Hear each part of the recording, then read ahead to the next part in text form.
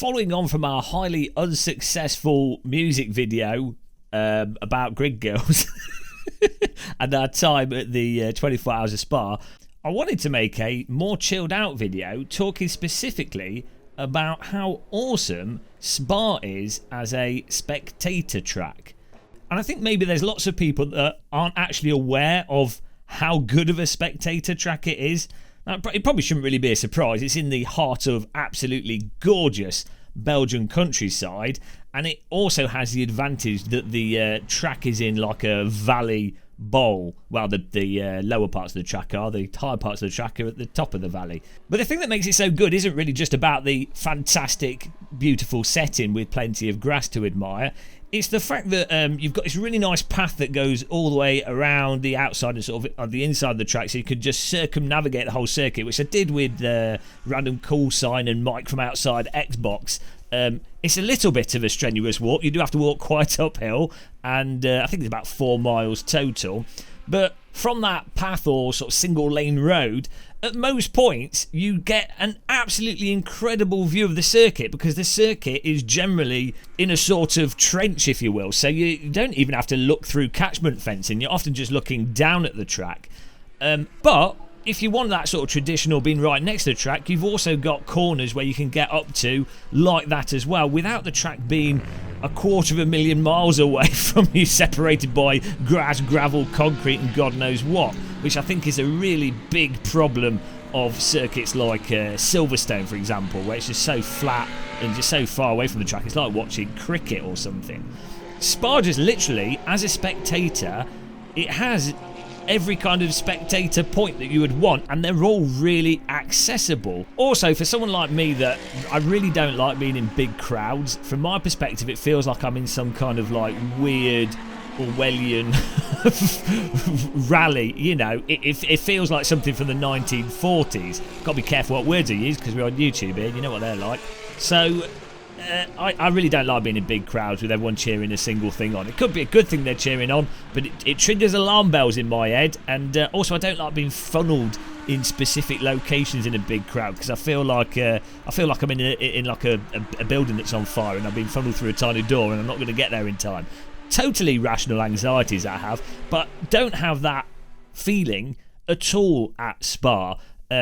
During the 24-hour of Spa race. I'm sure when the Formula 1's on, you know, it's a different story. It'll be absolutely ramshackled and ram-packed. But even then, of all circuits that have Formula 1, hopefully they do actually renew it in the future at Spa. That's sort of debatable at the moment. But of all the circuits that do Formula 1, I can't think of a track that was likely to be as accommodating of lots of people.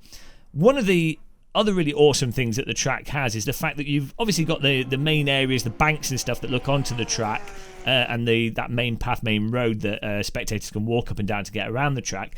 But beyond that, behind that, you basically just have loads of places where it's just forest that goes on for ages.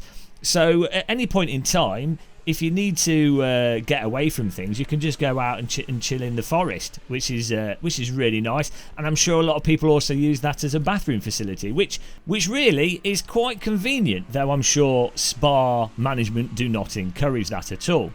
I'd also say, I don't know how they stop people from sneaking into Spa, because, I mean, unless they have some kind of crazy motion sensor, mental camera, night vision camera setup, it's got to be the hardest track to stop people sneaking into, or venue for that matter. I can't think of a venue that would be easier to, or seemingly as easy to get into illicitly. But back to the viewpoints of the actual track itself, the other nice thing is, of course, the Spa layout has so many really interesting corners where you get to see cars really absolutely pushed to their maximum, and crucially, as a spectator, you can get a view of that without too much difficulty.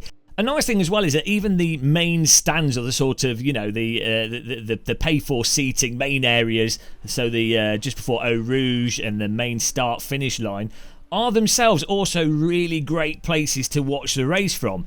The first corner, T1 from the first start-finish line, there's just so many accidents just happen there. So if you just want to sit there and watch expensive vehicles drive into each other and people ruin their weekends, that's fantastic and a real spectacle, especially if you've got young kids with you. They'll be like, oh, this is crazy, there's cars flying everywhere. That's amazing. And then just going to watch on the other side of Eau Rouge and just watching the cars go up the top of Eau Rouge from those stands. And there's some stands at the top of Eau Rouge which are actually quite new and replaced. There used to be like a building on top of the hill, but the stands there, again, another really fantastic view of cars really on the limit coming over the top of the crest of the hill. Absolutely phenomenal to see, and something you're just not going to really see at other racetracks. From my experience of being at other racetracks, it's normally a case of, oh, plop yourself at one corner that you've wrecked beforehand and know is probably the best corner on the track, and then just sit there and kind of just deal with that's the view that you're going to have, and that's it. Whereas Spa, it was like, oh, there's an amazing corner, there's an amazing view, there's an amazing corner, there's an amazing view, let's go for a walk. Oh, it's a walk full of amazing views, countryside, and cars absolutely ponying it. Oh, absolutely incredible. And then to top it all off, if you're there at a reasonably big race, I mean, for this 24-hour race, they had a huge stage playing dance music all Saturday night, and plenty of room to enjoy it. Again, facilities for you to go to get drinks and stuff without crazy queues. There were quite big queues, but you know, they were actually getting through people, unlike Goodwood, which has like, what, 10 people at Goodwood? And then there's a 40-minute queue. Nothing like that. Really nicely set up and well thought out. Also, we're saying all the general facilities that I used were really nice and clean. Obviously, I did have super duper SRO first class spoiled influencer treatment, but excluding that, putting that to one side, the general lower class peasantry stuff that I experienced all seemed really nice. And all in all, I have to say, of tracks I've been to, it's one I would go back to. I would go back to Brands Hatch, because Brands Hatch is Brands Hatch. It's got trees and grass, and I do like Brands Hatch. Brands Hatch is the closest thing we've got in the UK to a Spa. But, you know, you could generally go to Spa, and it's a nice environment to be in. And I think that's a very hard thing for a concrete pavement with cars going around it to achieve.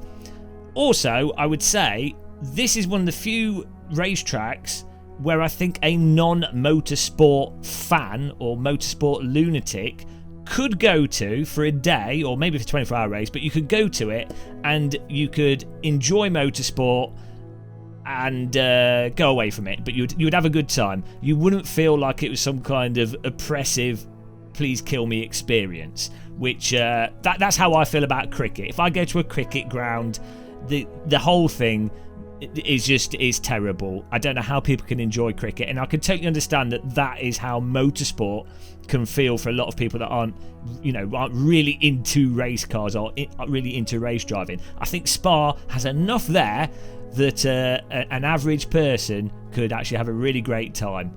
Maybe they wouldn't want to come back again like me, but they could do it once and they'd really enjoy it. So that's it. That's basically my review of Spa, the racetrack. What a ridiculous video. I think obviously a lot of people watching this are probably sim racers. When you're driving these tracks in the driving sims, you don't really get to see the spectator experience, and you don't really get to see that additional view of the track. And what's good as a driver often isn't good as a spectator. But I can say for sure that Spa is one of the few tracks that is amazing as a driver and also pretty damn good as a spectator. So there you have it. Cup of tea and subscribe, like all that lot. I'll see you in the next video we do, and maybe the next live stream. Thanks for watching. Take care. Goodbye.